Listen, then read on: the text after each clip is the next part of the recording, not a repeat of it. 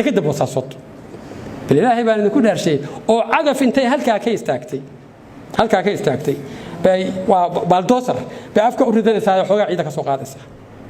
halkaas ay dekadani maraysa yani waa cirifkii meeshii u sokaysay ee doonta ugu yar ku soo xiran lahayd in maanta ciid ay xirtay oo aan wax ka gura aynan haysan aan iska daa in la dhiso waxa runtii xusid mudan Puntland iyo Somaliland waa laba dawladood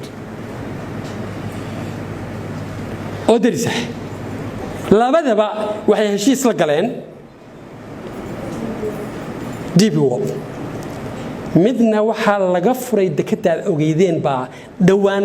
bila ka hor laga daafuray midna waa taa goortay shaqaalihii waxay qabtaan waayeen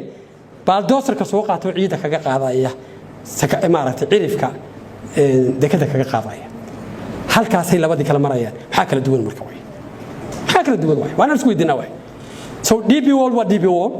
dekadii waa dekad what's the difference marka labada maamul baa kala duwan صح ولا لا labada maamul baa kala duwan taasina waxaan rabaa ummadda Soomaaliyeed inay u dhagiyaalato waxaan u maleynayaa xildhibaanadii ka hadlin jiray oo sheegan jiray dekada ka hadlayna meeshay maray waa ogideen armaynu naguna baqnaan niraana urka cadaalad iyo sinaan ma wadada xildhibaanada la marsiya la wallah ma marayno halkaas ummadan baan u taaganahay in mustaqbalkooda ay wax ka bedelmaaneen xaaladda ay ku jiraan wax ka bedelmaaneen